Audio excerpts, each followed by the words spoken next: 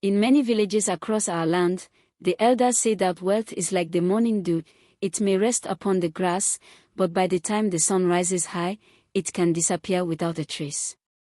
This is the story of a family who tasted the sweetness of riches, only for it to vanish like smoke from a burning fire. Samuel was once a young man every parent wished their daughter could marry. Handsome, educated, and born into wealth. His father was a man of great influence, with businesses stretching across cities. Their compound stood like a palace, with cars lining the driveway and servants running at every command. In those days, Samuel walked with pride, his steps firm, his smile full of life. He had everything. It happened on a rainy evening. Samuel was returning from a business trip, the kind where money and power shook hands. The rain fell in heavy sheets, the road slippery and dark. One moment, his car moved swiftly, headlights piercing the storm. The next moment, there was a loud crash, a terrible scream of twisting metal, and silence. That night changed everything. When the villagers gathered the next morning, they found Samuel broken. He was rushed to the hospital and the doctor confirmed his sight was gone, his legs no longer carried him. The strong, proud man was now bound to a chair, eyes clouded, body weak. Those who once envied him whispered in corners. Some said the gods had punished his father for pride. Others said it was simply the misfortune of life. Whatever it was, from that moment, Samuel's days of power were over. Misfortune did not come alone. As Samuel's body failed him, his father's empire crumbled like an old wall under heavy rain. A risky business venture swallowed the family's wealth. Land was sold, properties taken. Men who once bowed before his father now mocked him. All that remained was one thing, a trusty fund. Money locked away, untouchable unless Samuel fulfilled one condition: he must marry, and the marriage must survive for at least 2 years. 2 years of loyalty. 2 years of endurance. Only then would he have access to the money. This can help him and his father start all over again. But tell me, what kind of woman would agree to marry a blind man on a wheelchair, especially now that wealth had vanished? His fate was written in papers and sealed with signatures. His father made an agreement with another family. A daughter from that household was meant to be his bride, a marriage arranged to secure the money and protect both families' honor. But on the day the truth stood tall, when the girl saw him in his broken state, her heart turned cold. She refused. She spat at the agreement, calling him useless. And her parents, instead of correcting her, agreed. And so, the door that was meant to save Samuel's life closed. Or so it seemed. But the elders always say, when one door shuts, another one opens, even if that door is carved from pain. The same family that turned away from Samuel held another secret, one that would soon be revealed. And it was that secret that would tie Samuel's life to victory, a young woman who had suffered in silence for 17 years. In times of deep trouble, the feet carry a person to doors they would never have approached in days of peace. That was how victory, after weeks of knocking on doors that stayed shut, found herself at the grand gates of the man who had abandoned her and her mother 17 years earlier. Okoro, her father. You might be wondering, who is Victory? Victory is the first daughter of Mr. Okoro. He abandoned Victory's mother, his first wife and Victory 17 years ago and never looked back. Victory had begged friends, cried before strangers, pleaded with neighbors, but 30 million naira was not a gift the world could easily give. Her mother's health was fading quickly, a surgery has to be done, and the doctors had warned her that time was short. With no other choice, she swallowed her pride and ran to the man who once turned his back on them. The Okoro household was a place of wealth and influence. His second wife and her children lived in comfort, surrounded by things Victory had never known.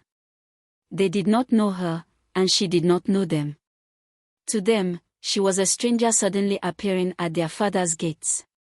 She entered the house with tears in her eyes, pleading for her mother's life. She told him everything, the hospital bills, the doctor's warnings, her mother's suffering. Then she knelt before him and begged. Papa, help us. For the sake of the woman who once shared your home, give us 30 million to save her life. Instead, Okoro turned to Victory, who had been waiting. To her to explain. Long ago, an agreement had been made with Samuel family. Their daughter, Ifoma, was supposed to be Samuel's wife. But when she doesn't want to again. Okoro leaned back, his eyes sharp, his words calm but heavy. Victory, you want me to save your mother? Then you must save me first. Marry Samuel. The moment you do, I will release the 30 million you need for her hospital bills. Victory's heart sank.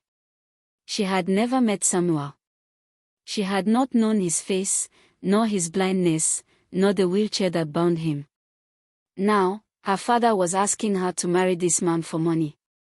She thought of her mother struggling to breathe, of the doctors shaking their heads, of death drawing closer each day. Pride could not save her mother now. Refusal would mean loss. And so, with trembling lips, she said, "Yes. I will marry him." That very night, arrangements began. A wedding would be rushed. Victory's life was no longer her own. She had entered a bargain that would test her strength and crush her heart in ways she could not yet see. The drums beat low that morning, yet to Victory they sounded like thunder. The compound of Okoro was filled with guests, dressed in bright colors, eating, drinking, and laughing. But in Victory's heart, there was no joy. She wore the beads, she wrapped the lace, but her face carried the sorrow of 1,000 nights. For the first time, she set eyes on the man who was now to be her husband. Samuel. His face was calm, his eyes clouded by darkness, his hands resting on the arms of a wheelchair. She expected bitterness, anger, pride, but instead, when he turned toward her, his words were soft. Victory. I know this is not the marriage you dreamed of. But thank you for standing here today. You will not regret it. His kindness struck her heart, confusing her sorrow. Was this the man everyone pitied? Was this the broken soul she feared to call husband? He carried no hatred, no sharpness, only a quiet dignity that many strong men lacked. Yet as the bride price was paid and the marriage rites completed, Victory's eyes searched for only one thing, the promise of her father. 30 million naira. The money that would save her mother's life. She endured the songs and the cheers, thinking only of the moment she would rush to the hospital with hope in her hands. But when the guests departed and silence filled the house, Okoro's words cut her down. Victory, the money will not be given. Your mother's time has passed. Focus on your marriage. That is your duty now. Victory froze. Her lips trembled. Papa, you promised. You said if I married him, you would release the money. But Okoro looked away, his voice firm. I said what I had to say. Do not disturb me again. That night, Victory ran to the hospital, only to meet the cold sheet covering her mother's face. The battle was over. The woman who had raised her alone was gone. Her cries shook the walls. She tore her wrapper, beat her chest, and asked the heavens why life had betrayed her. All the pain, all the sacrifice. What had it brought her? Nothing but death and sorrow. Back at home, Samuel tried to comfort her. His hands, though weak, reached out. Victory, please. I know you are hurting. Stay. Do not abandon me. Stay with me just for these 2 years. When the time comes, you will not regret it. But Victory's spirit was broken. She turned her face away, her voice like a whisper of fire. No. I cannot remain here. The only reason I agreed to this marriage is gone. My mother is dead. I will leave this house. And with those words, a storm was born in their union. The night after Victory buried her mother, silence weighed heavy in the house of Okoro. Victory sat on the mat, her wrapper loose, her eyes swollen from tears. She had not touched food, she had not spoken to anyone. To her, life had ended twice, first when her father betrayed her, then when her mother's heart stopped beating. In that silence, Samuel, her new husband, felt his way into the room. Though blind, his steps carried a quiet certainty. He knelt beside her. His hand gently searched until it found hers. "Victory," he said softly, "I know your pain is deep. I know you blame me, and this marriage you never wanted. But please, do not carry this weight alone." Victory pulled her hand back, her voice bitter. "Samuel, you don't understand. I never wanted this life. Before they forced me here, I already had someone I loved. A man I wanted to build my life with. And now I am trapped here with you." She expected anger. She expected a man's pride to explode. But Samuel only bowed his head and sighed. "So you loved another? Then it is fine. Victory, I will not hold you like a prisoner. Let us endure this marriage for just 2 years. 2 years only. When the trustee money is released, we will go our separate ways. You can return to him, and you will go with wealth in your hands, not empty." Victory's eyes widened. She searched his face, wondering if this man was real. No curse, no insult, no fight. Only calm acceptance. His words carried no bitterness, only a strange dignity that made her chest tighten. Samuel reached for her hand again, his voice trembling now. "Please, Victory. Do not leave yet. Stay. Even if your heart does not belong to me, stay these 2 years. At the end, you will take half of everything. That is my promise. Do not walk away now." Victory looked at him, her face torn between grief, confusion, and anger. Part of her wanted to run. Another part of her, some strange, hidden part, felt the pull of his quiet strength. That night, the moon watched silently as Victory sat awake, wrestling with the choice before her. To endure, or to escape. Weeks turned into months. Victory remained in Samuel's house, not out of love, but because of his plea, and the strange calm that followed his words. She told herself it was only 2 years. Just 2 years of endurance. Samuel, though blind, was not helpless. He had friends, men who still respected him despite his fall from glory. One of them owed him a great favor. With careful negotiation, Samuel arranged a job for Victory, something decent, something that would give her dignity and a way to stand on her own feet. Victory took the job. Every morning she dressed neatly and went out, her heart heavy but her spirit busy. Her salary was very good, it covered daily food and bills. She noticed something that surprised her: Samuel never touched her wages, never demanded control. Instead, he thanked her each time she contributed. "Victory," he would say, smiling faintly, "you have lifted a burden I thought would crush me. Thank you." Victory would nod silently, but inside, her heart was divided. For while she worked to build their household, her mind was elsewhere.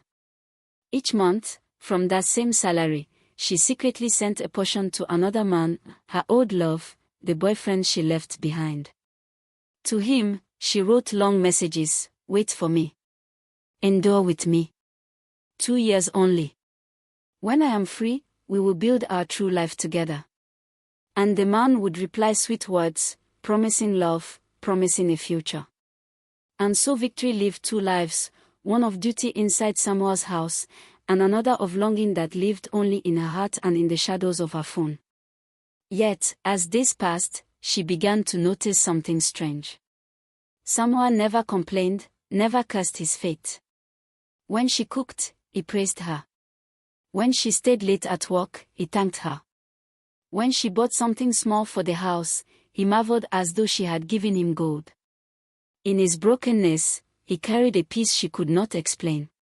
Victory believed her own love story was waiting for her outside her marriage, tied to the man she had trusted for years. She thought of him as the light beyond her suffering, the one who would carry her away when her 2 years with Samuel were over. But fate has a way of peeling the mask from those we think we. One evening, after work, Victory decided to surprise her boyfriend. She bought him his favorite food from a roadside vendor and carried it with joy, her heart beating with the hope of his embrace. But when she reached his door, she heard laughter, female laughter, soft and careless. Victory froze. She waited, listened, and the truth struck her like thunder. Her boyfriend was not alone. With trembling hands, she pushed the door open.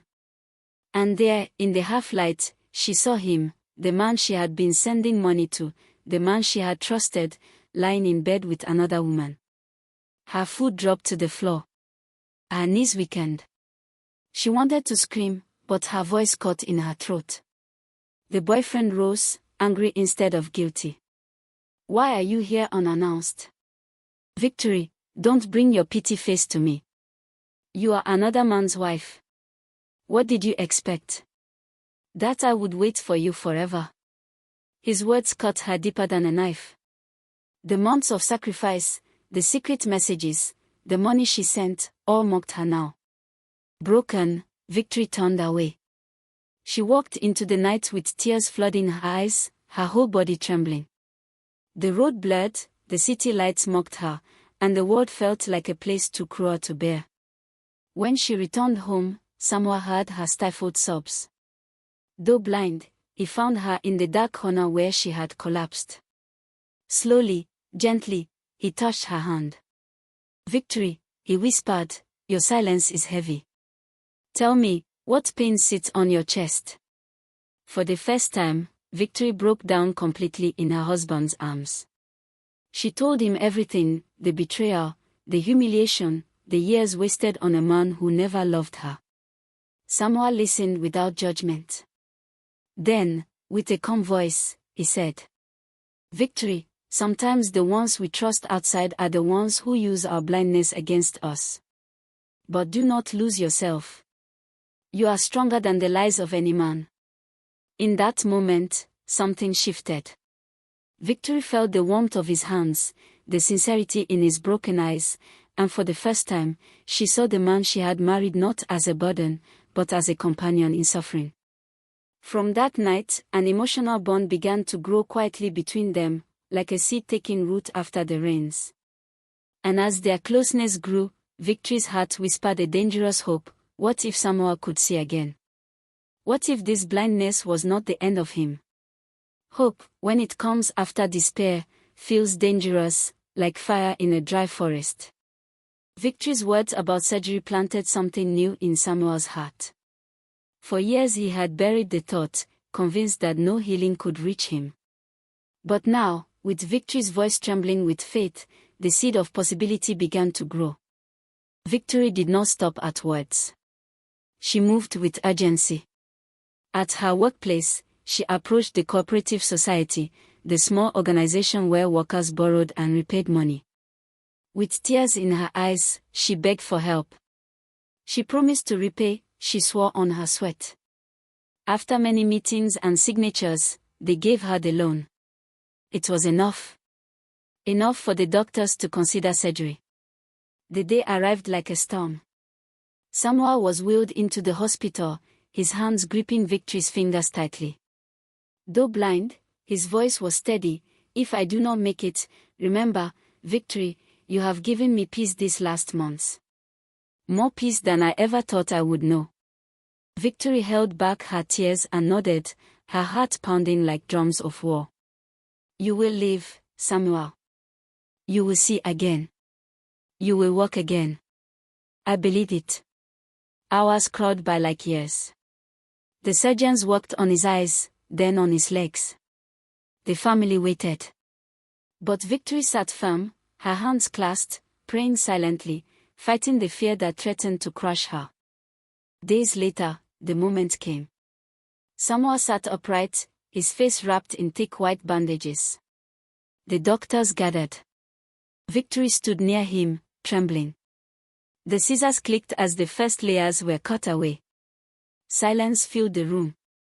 The final bandage was removed. His eyelids fluttered. Slowly, painfully, Samuel opened his eyes.